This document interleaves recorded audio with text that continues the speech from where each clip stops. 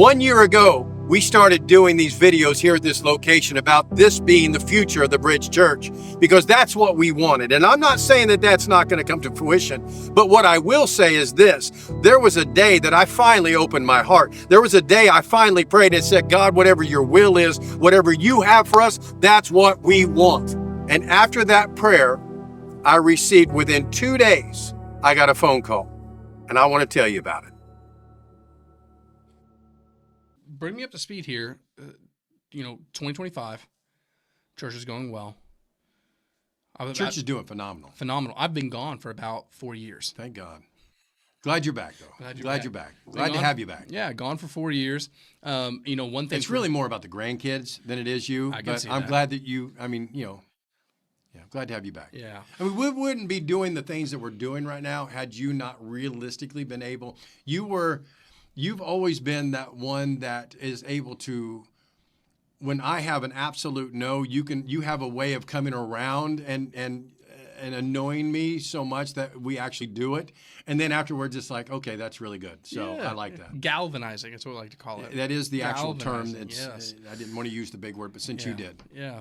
So gone for 4 years. Yes. One thing I've noticed coming back is there's so much that you've accomplished in those 4 years. And it's funny how, when you leave anywhere, you leave somewhere, it keeps moving, and so you come back and you're like, man, this is nothing what it was. And so coming back, like, congregation is almost a brand new congregation, a bigger congregation, almost a whole new staff. More spiritual congregation. Oh my goodness, yes. Yeah. And same for the staff, a very spiritual staff. And so there's so much that's changed. But before we kind of dive into what's changed, let's kind of go back to circa 2012, like that the year that you felt called to leave Cornerstone.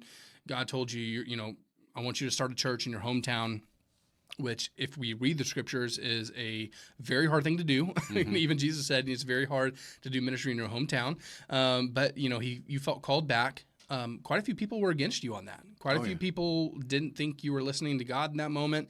Didn't believe, honestly, we know now they didn't want to lose what they had. And you were a huge asset in that ministry. But going here, 2012, tell me a little bit about, from your perspective. I remember as a kid seeing you at the kitchen table, drawing everything out, writing all your bylaws, all this stuff. But as a kid, I never understood what that meant. And so bring me up to speed on what you felt in that year. Sure. First and foremost, we knew when we sat down and we began to lay out the vision that God was giving. As fast as it was coming in, I was trying to put it on paper because I didn't want to lose any of it. And unfortunately for me at the time, because I am a get her done kind of guy, what he gave me was the Z. From A to Z. What he gave me was the Z. And in that Z, the vision, this is where we're going. This is what we are to accomplish. This is what we are going to build back home in Terre Haute, Indiana. And I remember thinking to myself, I've never seen a church like this before. At the time, I hadn't. I'd never seen a church that encompassed so much of the Gospels in one location as what he was giving me. And so, of course, then, we move up here. We have everything laid out, everything that he has for us to do as a real literal church of the community, not just a church that feeds them and takes care of their spiritual needs, because that's what most churches really focus on. And that is important. I'm not putting that down. But it's also the hands and feet aspect. It's the Jesus's ministry aspect of the Gospels. It's meeting their physical needs as well as their spiritual needs, and combining the two to where so many times they don't even realize that they just think they're being met physically, food, showers, so on and so forth. But in that comes the Bible studies. In that comes the inspiration. In that comes the light in their dark times of their life. And so, we knew it was coming. But I'd never seen it done before until we had gone to, and this was, I think, year 2, maybe, of being up here, that we went to the Dream Center out in L.A. Oh, yeah, absolutely. And when we went out to L.A., that's when I was like, oh, my gosh, this is the vision. Yeah. This is it. In its fruition, this is it. Yeah. And so I'm like, wow. And so just being able to see how it's physically done in the natural opposed to the spiritual realm, because God gave me this vision spiritually, but then to see it in the natural realm was beautiful. And so then we came back to Terre Haute to begin the process of building this this vision and putting it into fruition, and we kept running into walls. We kept running into walls. It was Jezebel spirit walls. It was you name it. It was fleshly people being up in their flesh and all these different things. It was it was myself. Yeah. Not realistically being the senior pastor that was necessary or needed to be able to fulfill. And so what I realized over the years was God was grooming me. God was growing me into being the pastor that could do the vision that he had for me. It almost reminds me of like a John the Revelator experience, the vision of the ending. But how do we get there? The vision of heaven, the vision of end times, but like, what does that look like before we get there? You know what I mean? Like he didn't get that part, and so, I think 2012. That's our part. Yeah, exactly. But like, we unravel that as we go. He doesn't just give us every piece up front, because I think we would have made a few changes and modified it, and so he gives us piece over time, and then it kind of unravels to what it is today. Like 2012, we came here. I think 2016 is when we went to the Dream Center. So from 2012 to 2016, we did church the way we did it, and then you got that, like you said, you went to the Dream Center, saw how they did it, and you're like, okay, now we know another piece. Now we added that in. So then we started doing a little more outreaches and all that kind of stuff. And so over time, he's given us piece by piece. Almost reminds me of that scripture verse. I believe it's John 16:12, where he's like, I have so much more to tell you, but you won't understand at this time. Right. It's like, he's like, I want to share this all with you, but you need to grow. And, so as you grew as a leader, as a pastor, as a father, all these different things, he kind of gave you a little more. And to the point now, we're sitting here in 2025, 14 years? Almost 14? I'm not a math guy. Yeah, it's pretty wild. But, so much time has passed, and it's finally, we're starting to see this kind of cool piece here. Yeah. So let's go back, because I love what you just said. And, I wanted to make sure I clarified. When we first came up here, we had a lot of the pastors from Cornerstone that came up and for the first service, weekend. One of those pastors was Pastor Jeff. And I'll never forget that very first week, he put his arm around me and we walked around this sanctuary. He said, "Show me your property." Yeah. And I showed him the original property came with the church building and 2 parking lots, and that was it. And he's like, "Okay, for the vision that God has given you, this is not enough. So we're going to pray right now that God begins to expand your territory, that God begins to expand upon your influence in this community." Because, coming back, I just came back as a tattoo artist, a successful business owner. He said, but that's all going to change. We want the influence to be spiritual. We want it to be godly. And so we're going to pray for more of that. And so as we began to pray for the expansion of our territory, and then over the years, I kept getting these prophecies spoken over the Bridge Church, over me, and how God is going to expand your territories. And these pastors that were giving me these prophecies, none of them knew each other. And so every time I would hear it, I would just kind of crack a little smile. I'm like, we're all on the same page, led by the same Spirit. And slowly but surely, God began to give us properties connected to the church properties. But I want to stop you right there, because that is the key, I think, that how God is so cool. A lot of big churches, if it's not just in our area, but it's in other areas, I think it's cool how when you get to a point where you're starting to outgrow, you see this, they start looking for bigger areas and different locations. How God has not done that, but kept us in this area and constantly grew us where we are, not having to leave the community that we felt like we were here to serve. You know what I mean? And so absolutely, I think that piece is super cool. So keep going. Yeah, and like I said, every piece of property has been connected to the Bridge Church property, and it is just keeps growing and growing and growing, and even to where literally 2 days ago signed on the house directly behind the church. So we have 2 more houses that are directly behind the church. That if we get those 2 houses, we will own 2 city blocks. Yeah, that's huge. That is, especially in this community, that's huge. And within that, we have not just property, but we have 2 recovery homes. Hopefully this is going to be our third. When the house we just bought is probably going to be their third recovery home connected to the Bridge Church. And so then God just began to reveal to me, give me a stirring of my spirit. Let's just say it that way. He began to give me a stirring of my spirit. I'm getting ready to expand your territory. Mm-hmm. Again. Yeah. And this one was heavy. I've never had I'm just going to be straight up. All the other ones just happened. Yeah. This was the first time it was a stirring of my spirit. Yeah. I mean, I just came off a fast, and right off that fast is when he told me, he's like, I'm getting ready to expand your territory. Yeah. And immediately I'm like, all right, here we go. This is what we've been waiting for. We have outgrown our sanctuary. We had to tear down walls to make a bigger sanctuary to hold the people that come, and it just keeps growing. I love it. God is so good. I love it. So in my mind, I'm thinking we're getting a new church building. Yeah.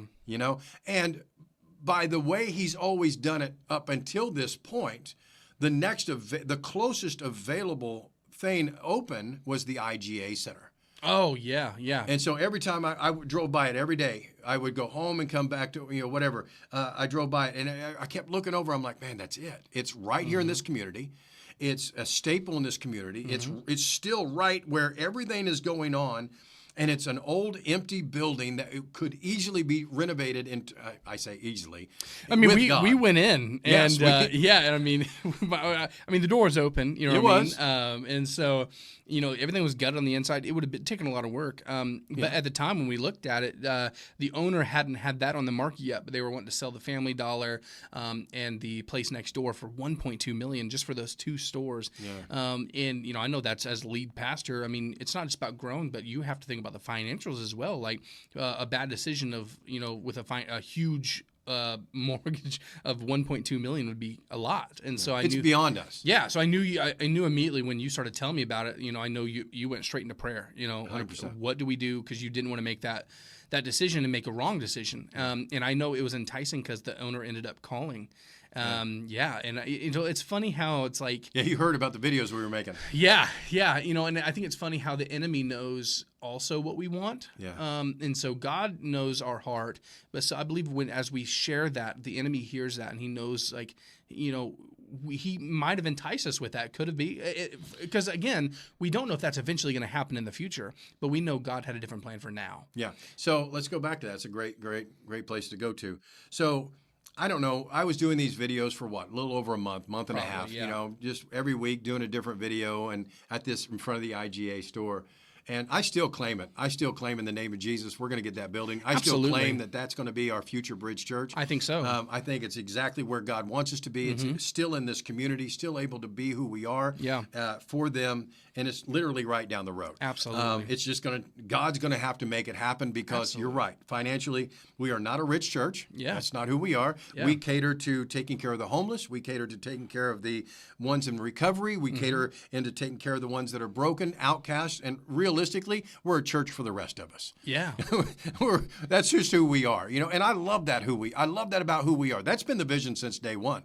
In fact, the name of the bridge, the very first day, sitting at that kitchen table, drawing a covered bridge, and had these people walking in one side of the covered bridge with needles in their arms and yelling and screaming and fighting and beat up, battled, and broken. And then those same people walking out the other side of that bridge. Yeah, life changed. Life changed. I mean, I just get goosebumps still to this day. That's the vision of this, that the Bridge Church is for this community. So he doesn't want to remove us from this area. I love, people are like, you want to build a big church in the avenues? Yes, I do, because that's where God needs to be. That's where God wants to be, and that's where we're going to be. So anyway, long story short, after about a month and a half of praying and speaking into existence, I finally was driving by one day, and I think it was after another fast, and I always seem to be right where I need to be after a fast. Oh, absolutely. God is so good with that. Absolutely. Anyway, I'm driving back by, and I'm in my vehicle.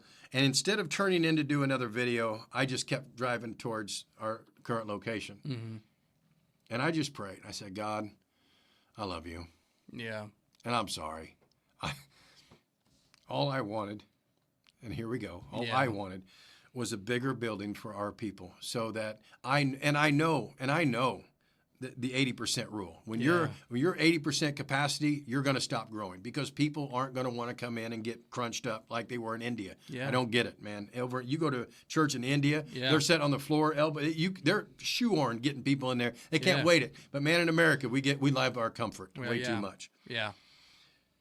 And so I got caught up. I said, God, I've been caught up in wanting to grow numerically. Yeah. Because I know that you want to. I know you want absolutely. a church that understands who you are, understands who we are in you, and how to apply your biblical information to our lives so that we can be your church in this Yeah. community. I know you want more out of us.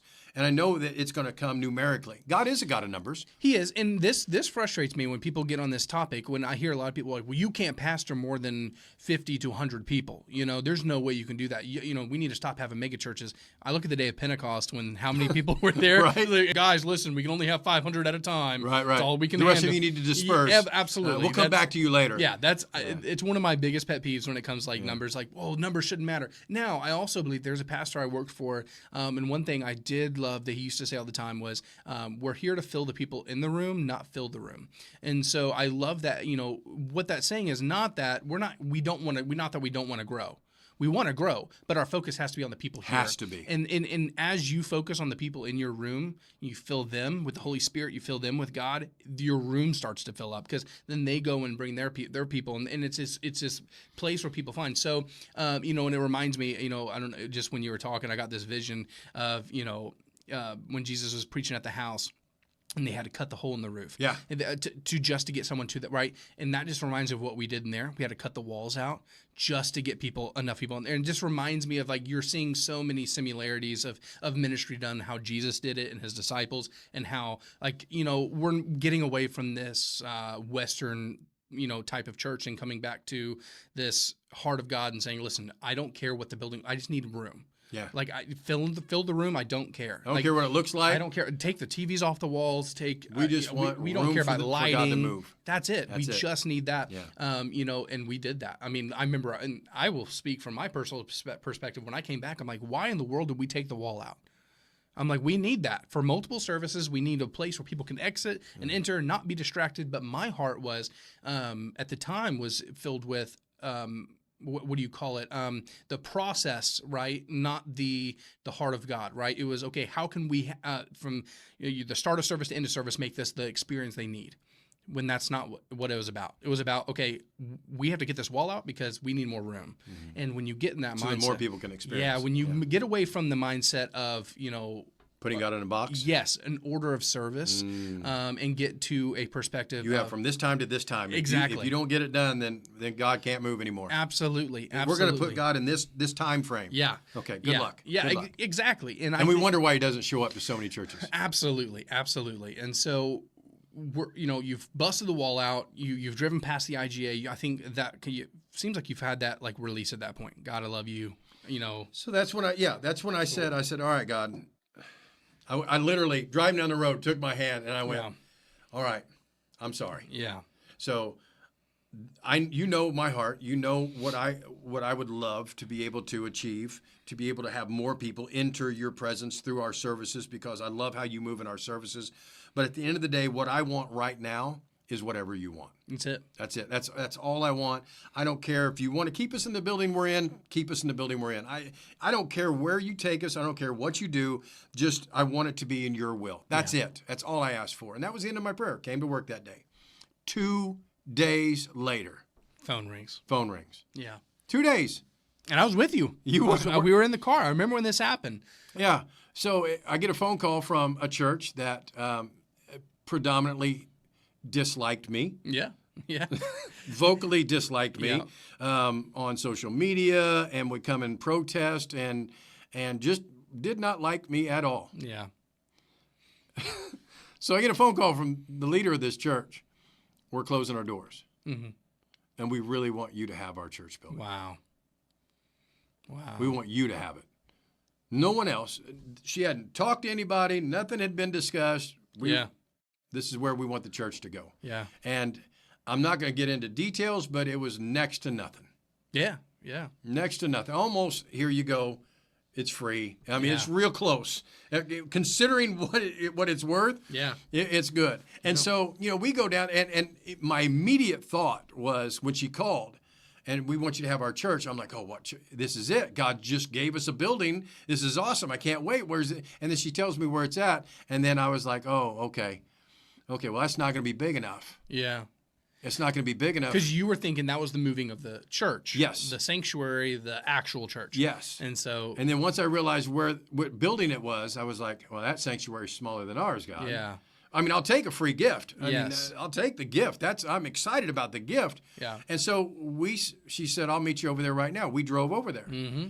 And I was not expecting to see what I saw.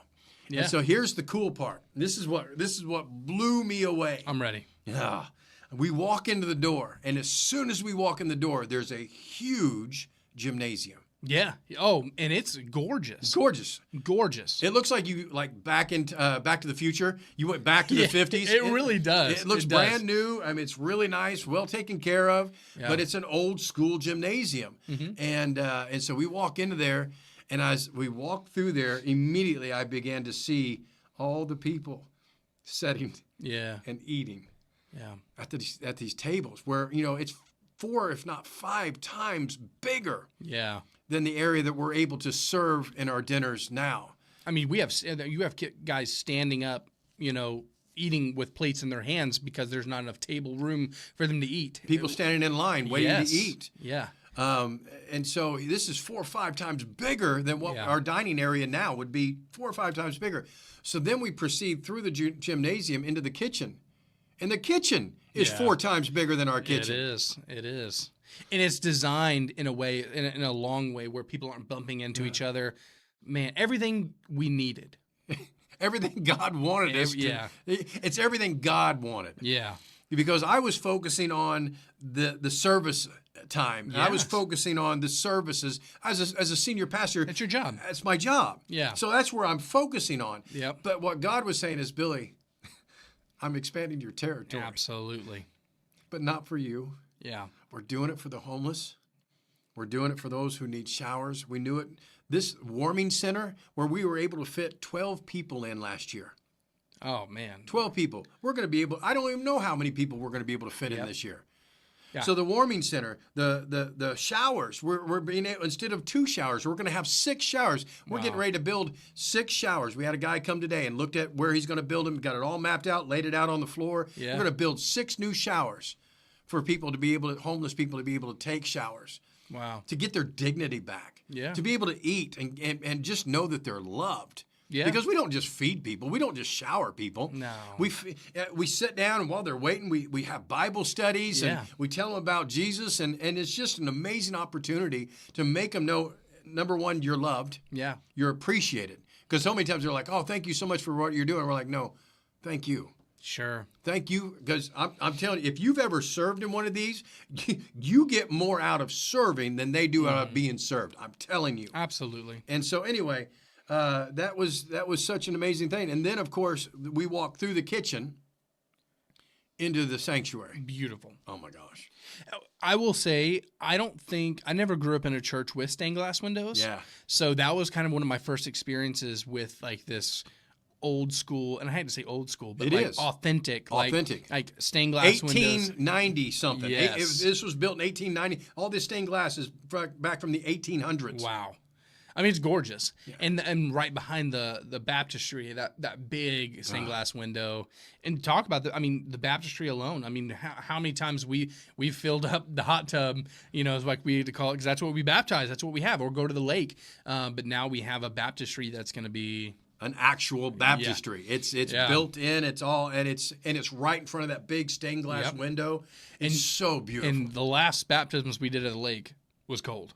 It was cold. It was And so, listen, like having that controlled weather where we, when I went, 2015, I went with Circuit Riders, and on tour, we were at college campuses, and it was it reminded me of the Bible because like, well, there's water right here. What stopped me from getting baptized? And it was, we were baptizing people in their bathtubs, in their dorm rooms. We were baptizing people in the front of the colleges. All usually have a Fountain. A fountain. We were baptizing people in the fountain. And so like, for us, like how many people like want to be baptized? Well, okay, like we're gonna plan it for this service because we have to blow this up. It's a process. Now it's Got like to heat the water. yeah. So now it's like, well, I want to be baptized. Cool. Let's head down the street. boom, we're done. I mean, we could do it right now. What's stopping us? And so, everything that's we've had to work around, maneuver around. It's like God's like, here's this.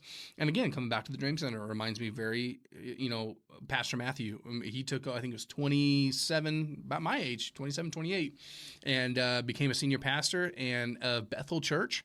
And started with 27 people, and it got all the way down to 4 people. And that was him, his wife, and his 2 kids. And everyone left the church. Yeah. And why? I remember he called his dad, and he was like, Dad, everyone left. What do I do? He's like, well, are you loving your community? And that's the answer. It's like when he started loving his community, took his desk out, sat it on the street. What can I do for you? Right? That's, you're sitting there, God, like, we need a bigger building. He's like, keep loving your community. Like, I will give you that. Like, that's going to come. He already gave you the vision for it, what it's going to be. So we know it's coming. Yes. Like, we know it's going to happen, but he's like, keep loving your community in the meantime, And, when it comes to loving the community, I've seen so many people in the community from other churches, from other states, even just people around the area who don't even believe, hear what we're doing, and they're like, I want to help. Mm-hmm. Talk about the building we're sitting in right now filming in. Someone called and he was like, listen, I'll give you, I think it was $10,000 for a bathroom. And he wanted to put a plaque above the bathroom and he, of his dad. And we're like, we're not going to put a plaque of your dad over a bathroom. We'll just put it over the whole building. And he called back the next day. I want to give you the $90,000 to buy this building. Yeah. And, it's someone who, it's the heart of God to say, I just had lunch with him today. today. Yeah. And, I think that's what I believe God's doing is putting people into place. We need to build these showers. We need to get this outreach facility up and rolling, so we're looking at 35, 40 grand to say, okay, we have to get this done. We know weather is getting cold. Yeah. We know we have a call for snow. Yeah. We have to get this building up and going as soon as we possibly can. And I know 35 grand is hard for sometimes to come up. We've talked about earlier. We're not a rich church. No. So getting the people who call in, they're like, hey, I want to help. People who, who don't even believe, or they go to another church. They're like, hey, listen, I still want to sow into this. Mm-hmm. I think that's the beauty. And that's what shows me that the followers of Christ are so alive, not Christians, not religious. It's the followers of Christ. Yes. Like, listen, it's not a church that makes me go to heaven. It's of my relationship with Jesus. I don't care if I belong to this church. We can all work together. Amen. And so, we should. I have a belief that, $35,000 is going to hit the table the exact time we need it to build what we need to build, to be able to house these, not house, but to shower, feed, all this stuff. House people during the winter. Yeah. And so we know the weather's turning. And so we know God's going to say, okay, I gave you the building. Now here's what you need. Mm. And so, my call would be for the people watching this now would be like, listen, I don't have 35,000, but man, I got 1,000.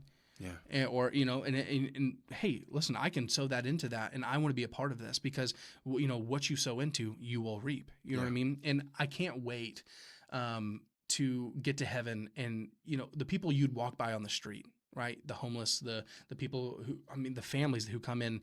We got a phone call like, listen, is anybody in the building?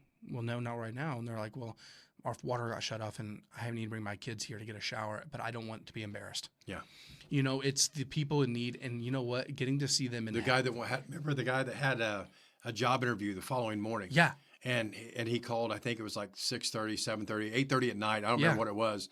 And I was getting ready for bed because I'm in bed by 8:30. You know that. Y'all make fun of me. And I said, Bubba, it'll be open in the morning. And he's like, oh, okay. Yeah. I'm like, what? And see, and there you go. What do you need? What's going on? Yeah. Well, I got a job interview in the morning. I said, I'll be right there. Absolutely. I'll be right there. That is who I cannot wait when I enter heaven and I see all of those people walking and Affabel reminds me of that, with I can't remember who made the show, but the show Affabel is a DVD disc. But when they walk into heaven and they get to see the people who they never thought we're going to be in heaven. But they were able to reach them and get them saved just by help being the hands and feet of Christ. Yeah. So the people, that's what this community is about. It's helping each other, not have a hand out, but a hand up. Yeah. Right? It's not like, hey, anytime we hand a bag of food out, let me pray with you. Yeah. Because it's not the food that matters. Like we're going to feed you. We're going to take care of you, but can I pray with you as well? Yeah. It's the showers, man, the Bible studies they have while they're waiting, And the little food things, because they always make them little. Oh, the little trays. Little trays of food. Dude, absolutely. And so you see so many people helping, but you know what? I tell you, like I said, I think in the future we're going to see this, if IGA is the answer, we're going to see that to come, But right now, our focus is here. Yeah. Right now, it's that church, it's that building, it's the money we need to fix that up, and I cannot wait to see that place packed out. And another thing, a part of the vision we had back in 2012 was a place for the kids to come to give them another option than get in trouble and hang around. Dude, we got a basketball gym. Yeah. Go hang out in the basketball court, play some basketball. You know what I mean? We were there today, found buckets of jerseys. We can start a community league and give these, bring some coaches in, like give these kids another option than just, do stuff they shouldn't do. But man, we can go play some basketball. Let's go shoot some hoops, and I'm excited for where it's been. We got all that room upstairs. We can build laser tag stuff. I don't word, man. yeah. There's a whole up. We haven't even gotten into the upstairs We yet. haven't. I mean, there's a full upstairs. There's a full upstairs and it was a school, so the classrooms are tons huge. of classrooms that we can use for whatever. God's just given us so much. Yeah, and I want to say this one thing. And what has helped me, and I think it was right after. No, I think this was a little while ago. I don't remember when it was. It doesn't matter. A guy came up to me and he said, Pastor, God gave me a word for you. And, you get this quite a bit, and you never really know what to expect. Yeah. All right, where are we going? Yeah. I remember the guy one time came up to me, he goes, God told me to tell you you're supposed to buy me a car. Yeah, I remember. Yeah, yeah. And I'm like, well, and I don't have that. Yeah, so. and I told him, like, hey, listen, tell God put one in for me too, please. Like, absolutely. But, you get those every once in a while. And so, he came up to me and he said, God gave me a word for you. And I said, okay. And I'm sitting there. And the next words that were spoken really broke my heart. Mm-hmm. But it was one of the most beautiful things I've ever heard because he didn't know me. He doesn't know about the Z. Mm-hmm. He has no idea. He doesn't even know me. He didn't go to church here. He's just a friend of mine that, kind of acquaintance, He said, God told me to tell you, you're never fully going to enjoy the shade of the tree that you planted. Yeah. That's hard. That's hard. Like, and putting that in terms for viewers, basically what that's saying is you're not going to enjoy the end. Z. Yeah, you're not going to be here when we reach that end goal. That has to be hard, man. Yeah, it is. Especially when you have a wife like mine. Yeah. And she sacrificed so much because she didn't marry a pastor. She married a tattoo artist. Yeah.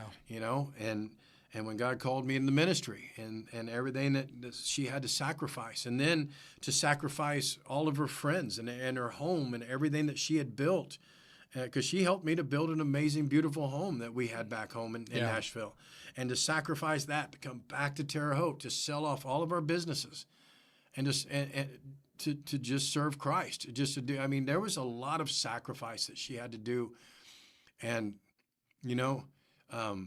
you see where this is going. Yeah. And this is the first year. I don't know if I should say this or not. I don't know if it might hurt people's feelings. I don't want to hurt people's feelings. But this is the first year that my wife said, I don't want to go south for the winter. Yeah. I want to stay. I want to stay. I love it here. I love what's going on here. God is moving in a powerful way. I love everybody that's here. Yeah. And I want to be a part of this. And so just to see that growing, not just in me, not just in her, not just in the staff, not just in the congregation, but in this community. Yeah. Just begin to grow. It's just beautiful. Yeah. And from the outside looking in, I'll tell you this, that from what the bridge started to and what it is now, it's a completely different church. I'm going to say this, and I feel like I need to say this. And if you want to cut it out, you can cut it out. I'm just going to go ahead and say it anyway. I don't care. people have no, and this is for anyone and everyone that attends whatever church you attend. Yeah. You have no idea how hard your pastors work. Oh, absolutely. You have no clue. You have no idea the sacrifices that they're making. You have no idea how many birthdays you're going to miss. You have no idea how many times you have to tell your kids, we can't do that because it falls on a service day or whatever the case. But there's so much that has to be sacrificed. And then when you have a church, a leader, a pastor and his wife and his family pour into a congregation, pour in, sacrifice and pour in, sacrifice and pour in, sacrifice and pour in, and then get stabbed in the back, and then get punched in the face, and then get slammed to the ground, and then get stomped on and beat on. And it's you, it's your wife, it's your kids, and you go through this week after week, month after month, year after year, and you wonder why so many pastors quit. Yeah. This is why. Yeah. There is zero. I mean, we just had pastors. I'm just going to throw this out there. We just had Pastor Appreciation Month. Yeah. I heard it 5 times. Yeah. I heard none. I heard 5 times. Wow. 5 times. And I'm not trying to dog anybody, but you have no idea what your pastors go through. And I'm telling you right here and right now, they love you. Yeah. With everything they've got, they love you. Yeah. So do me a favor. Appreciate your pastor. Yeah, absolutely. Appreciate your pastor's wife. Yeah. Appreciate your pastor's kids. Appreciate the staff on your pastors, the leadership in your church. Show them how much you love them. Yeah. So that they want to stay. Yeah. So that they want to continue sacrificing. So Absolutely. the Bible even says, what good is it for you to make it hard on your pastors? Yeah. Don't do that, Yeah. Paul says. So no, and I think appreciate's a good word, but I also think support's a good word to go in that. Support your pastors. People will never understand that process. I had you hear it all the time. Oh, well, you work on Sundays and Wednesdays, and and it's a lot. There's a lot of stuff I've missed. There's a lot of stuff I've had to, if it's family or whatever. Pastor Stephen and I were up here working Kidsmen the other night until almost 8 o'clock at night for something that we just want to better the kingdom. We want to better our ministry. And that sacrifice, man, we want to be home with our families. We want to be doing stuff, but we also understand like work has to get done. And so I think it's powerful that the church we have, I think people need to start understanding we're not at our Z. No. Right. And, as much as we love where we are, it's not time to coast. It's not time to pause. Asking someone, hey, have you thought about serving? Oh, I right now I just need to, relax for a little bit. Okay. People need to understand we're not at our Z. It's not time to rest. It's not time to coast. It's time to buckle down and say, okay, we have this huge building that we just got, and it's time to flip this thing up. Yeah. It's time to make it what it needs to be. It's time to get to work. Yeah. I see this in John the Baptist when he was beheaded, and word gets to Jesus, and Jesus is teaching, and he hears about it, and he's like, okay, and he gets on the boat and he sails to the middle of the river and he breaks down and says, and like he didn't want to break down in front of people, you know what I mean? Because man, it shows right there, Jesus hurts, he was hurt by that, and when he, it says that the people knew the boat was heading toward the other side of the river, so they were going through all the towns, heading to the other side of the river to wait for him. And it said when Jesus got to the other side, he noticed the crowd, and he composed himself and stepped off the boat and got back to work. There's a time to relax. There's a time to say, I need to break down for a minute. I need to breathe. I've had a rough time, but it also says that, he stepped off that boat, composed himself, and got back to work. Yeah. And within that story, that was during one day. Yeah. Right. Yeah. That's not a 7-day. That's not a 30-day. That was maybe an hour, maybe 2 hours. Mm-hmm. And we have to understand that Jesus shows us it's time to help the needed, the people in need. Right. It's time to help the needy, and that's what we're doing. And I think that's what you're doing. And I'm really excited to see, even if this is our halfway marker. Who knows? If this is our halfway marker, man, we have killed it, I think. And you guys have stepped up, and man, like this community loves us. You put the Bridge name on it, it's not going to be hurt. It's not going to be, and no one's going to mess with it. Why? Because we take care of them, And so how many people I see come in and just, man, it's like something falls off them when they come in. They're like, I just want to breathe. And I love that, and that's what this building is. That's it. So- That's what the vision of this church is just to be the hands and feet of Jesus for as many people as we possibly can. And we need your help. Yeah. So I'm just going to give a shout out.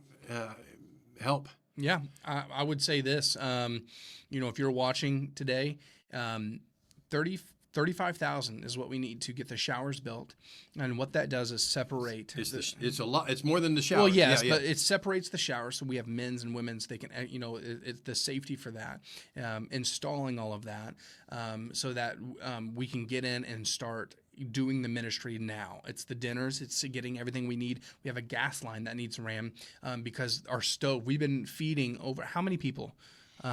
Give me a number. Probably almost 2,000 a month. 2,000 a month, and so we've been doing that on a 4-burner stove, and it's falling apart. Literally, it's the second one we've had. yes. because- Larry was here the other day putting bolts in, trying to keep this thing alive. And we have an industrial Yes, stove, 10 10 burners, given to us, gifted Yes, to us. but we can't do anything until we get that gas line ran, and so and it already has the hood in there, so we're able to put this gas line in, and work on a 10-burner stove, which is going to speed up. We're going to be able to feed more people and feed them faster.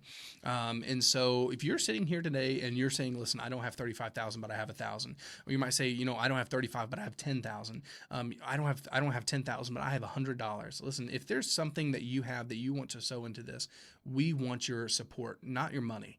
We want your support, and when you give that, we want you to join. Not just hand it over and say, "Good luck." We want you to join us, be a part of this family, be a part of this outreach facility, the Bridge Outreach Center. Like, this is going to be a time that we see the ministry that Jesus was doing in today's time. And I think this takes back. I would have to do my research, but I was watching Chosen. And who was it? The higher up priest who didn't follow Jesus as a disciple but gave him the money? Was it Nicodemus? I want to say it was Nicodemus off the top of I'd my have head. to go back. I would have to do my research, but I know Nicodemus was a huge part of his ministry. Yes. But I don't know about giving him money. I'd have to I go back remember it in the Chosen episode where he's talking to me like, come join us, and he couldn't do it. But when he left a bag of money, and it was like, listen, you might not feel called to serve with us, but he felt called. because it's not for everybody. It's not for everybody, but that man felt a need to support their ministry, right? And I think that's what it's about, is saying, listen, I don't have the time to come in and run the showers. I don't have the time to come and run every Friday night, Thursday night, Wednesday night, whatever dinner it is, right? I can't help with that.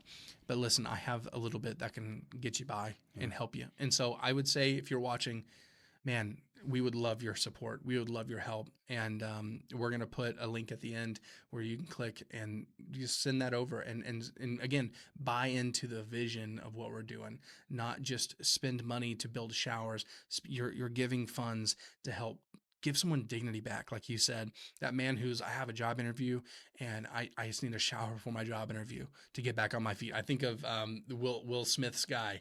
Yeah. I think of people like that who they're just trying to make it. They're just trying to survive. The family who called, listen, they got kids. They just don't want to be embarrassed. I didn't want to come in there.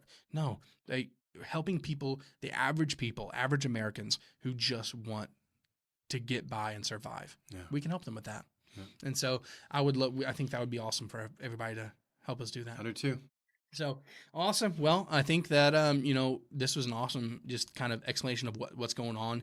And I think maybe we should do more of these and just kind of keep people up to date. So if you're watching, tune in for some more and we can kind of keep you up to date what's going on. All right.